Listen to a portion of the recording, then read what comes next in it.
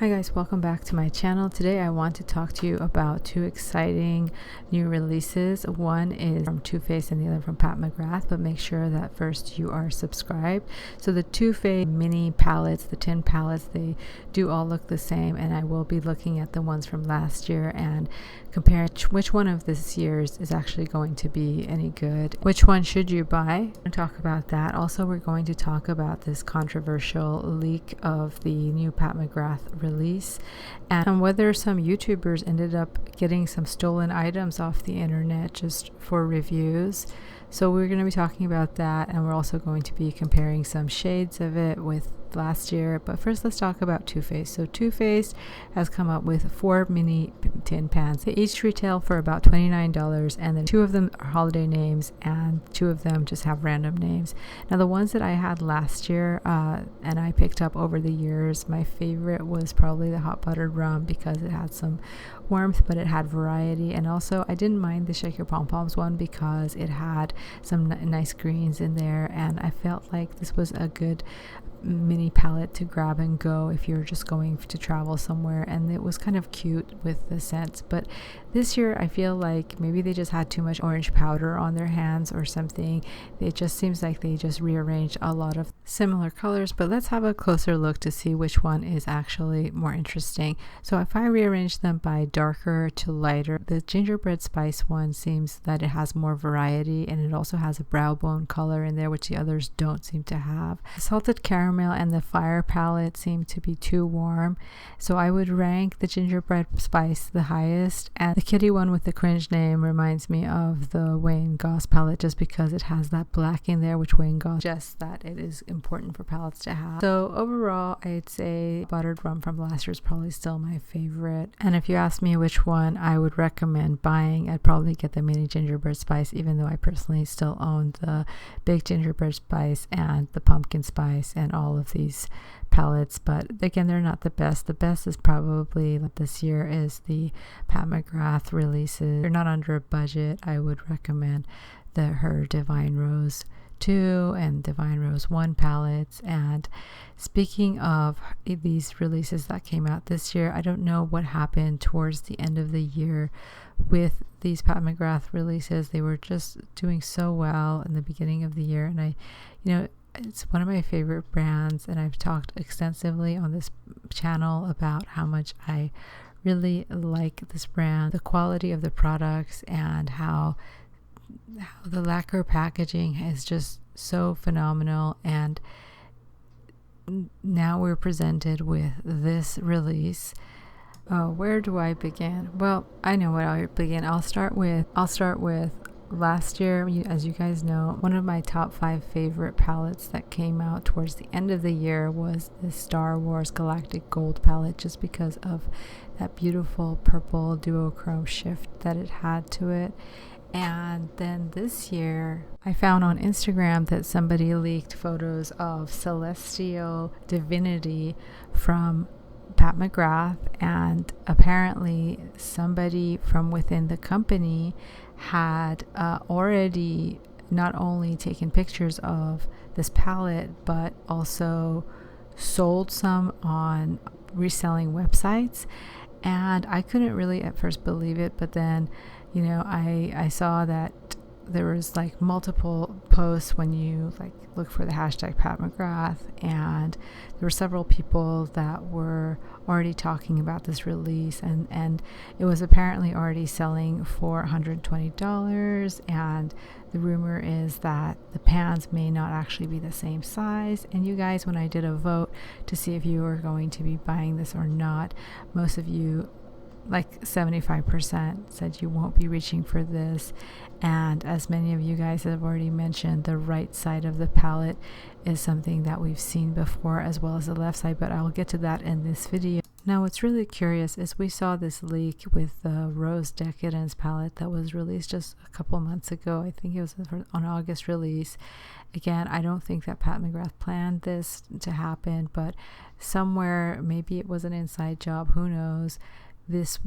Images were already released in the internet and on Instagram, and that's how I found it for you guys last time. And I feel bad, really. I do feel bad for this brand because that kind of messed up their release date, and I don't know why there's not more careful monitoring going on. Maybe it's due to COVID. Maybe, I mean, there's many reasons we can speculate, but I feel really bad for this brand that, you know, they have a secret launch date, and then somehow the images get released ahead of time, and it's already over the internet, so the cat's already out of the bag. One thing to leak images ahead of launch date, and it's another thing to have stolen product. So a while ago, a subscriber messaged me and said, look at this mess. Somebody was selling these Supreme lipsticks, and when my subscriber asked them why are they being sold without a box, they said that they were able to sneak them out of the factory without a box. So this was very disturbing for both my subscriber and for me, and I felt very icky about the Supreme launch to begin with, but then to find out that most of these people that are actually reselling on eBay or other websites are not really reselling, they're actually just selling it directly, products that were sneaked out of the factory. And you know, you see these other YouTubers that are paying, like for example, Rich Lux said he bought his for $200 from eBay or a third party, and he also said that his didn't have a box. And there was some speculation also in the comment section about whether or not these were in fact stolen products or not. You know what, it's a little bit disturbing, and I'm very upset about the whole way that everything was handled. But you don't see other brands that, like for example Natasha Denona, with this issue of, you know, products being sold ahead of launch date on third-party websites. So I think that's something that maybe, I don't know if it's an inside job, but could be better handled either way. So anyway, enough about that talk.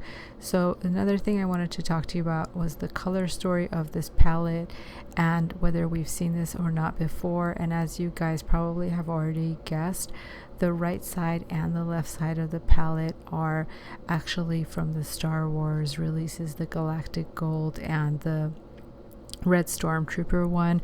So I was able to already get those in that earlier release when those were launched. So for me, that doesn't, you know, make me want to go out and buy this palette, especially because, as you guys can see, it's all cardboard packaging, and cardboard packaging in general, Pat McGrath's releases hasn't been as good as her mothership palettes or her best formula to date. But if it's just like the Star Wars releases, then I suppose it is still good enough, but you're not going to get those duochromes that you would get, like, or the special shades that you would get in her mothership palettes.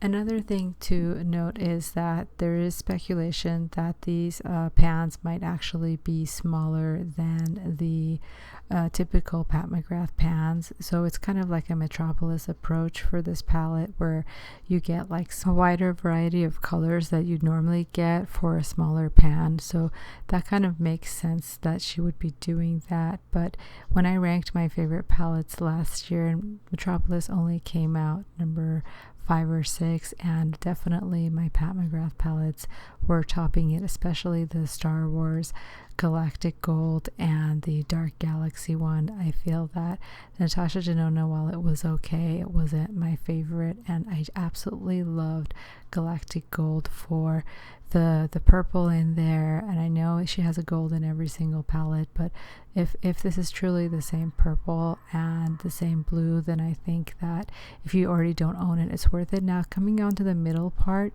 it's probably the most interesting and the new part of the palette that we're getting here. This is the part where you get the new shades, and I feel that this is what actually attracts me to this palette. But at the same time, I feel that the two greens and the two purples kind of remind me of the Nirvana palette last year, but that one, it has a purple to blue shift, and from first impressions, I highly doubt that any of this palette is going to have any special shades in there other than what we've already seen before, and I doubt that these are going to have a green to purple shift, because then you see that shift in the mirror reflection, which here you don't. Now the two greens really excite me enough to want to pop them into the Rose Decadence palette to finally make my Rose Decadence palette look like more of a rose and get rid of those gold shades and make them two greens. I don't care if they don't fit the size of the palette. I'd really be interested in making it more of a green pink palette, kind of like the retro, mini retro, and that's just my thought. I would still be interested in it for those two shades, but I know more than half of you guys told me that you're probably not going to be picking this up, and we obviously need to wait for further reviews. So this is just a first impression based off of photos that are circulating on Instagram. So anyway, as always, thank you so much for watching. Let me know in the comment section what you'd like for me to review next. I know I still have a lot of palettes to review for you from like my last video, and I wasn't able to do much this week, but I hope to get back to uploading more frequently. And I know there's some exciting topics about aging and makeup that I want to talk about in a new video, so stay tuned for that. And as always, thank you so much for watching, and I will see you guys next time. Thank you.